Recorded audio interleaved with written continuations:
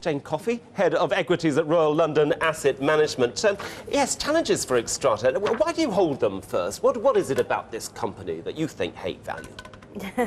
Right. Well, I think they've got been making some good investments, so they've got a good long-term profile of production growth. So you mentioned some of the production growth figures that we've seen there, but also in that statement today, we saw that some of their new projects are coming on stream slightly earlier than people thought, and really they have some very strong production profiles coming on through the end of this year and next year. Are you convinced that Glencore's offer is the final one? Is that why you're holding on here? Possibly get that price up a little bit? I think it is possible that they might increase the ratio. Likely, probable, Jane?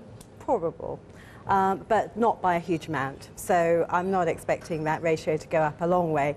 I think the main question is, as a shareholder, do you want to also have the Glencore marketing assets as well as the whole production assets from Xstrata? And we're not as enthusiastic about the marketing assets, but we're warming to them. And I think at the current prices of the total group, you're actually getting a very good asset for a low price. What do you think about how the deal is progressing at the moment? I mean, I've been reading quite a few reports over the past few days that say, well, if the deal isn't exactly hitting the buffers, it's getting difficulties. And one thing that possibly has been overlooked by the people in charge, Ivan Glassenberg particularly, and Mick Davis, regulatory issues.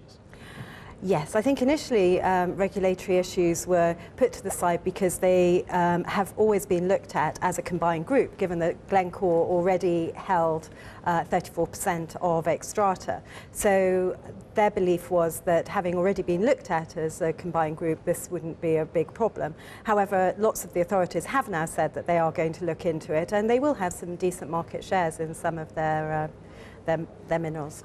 Now, you've got a holding in Xstrata. As far as miners are concerned, so dependent on growth prospects, when you see growth prospects around the world, whether it's China, whether it's the UK going down, does that tempt you to think, you know, maybe that holding should be reduced a little bit? How important is that?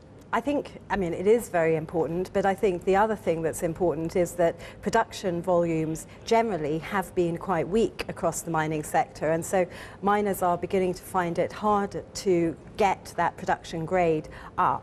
And so the demand-supply balance is actually pretty tight in a lot of metals. You do like Imperial Tobacco, at least as a stock, and you like it because of their dividend growth? I do, yes. I mean, it's a very cash-generative operation.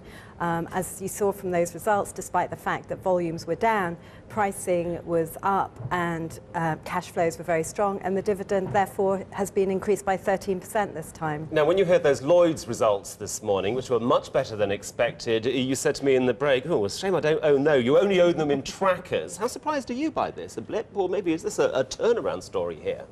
Well, we've had quite a few false starts in the Lloyd's turnaround, but indeed these figures did, on the face of it, look quite a bit better than people were anticipating. In particular, the impairment charges were falling quite dramatically, but also the net interest income seemed to have held up better than expected. But you're keeping financials generally at arm's length, right? I am, Very and arm's length. I do still worry that for Lloyd's they've still got more impairments to come. Is BP a longer bet for you? You own that as well, I understand. I do own BP.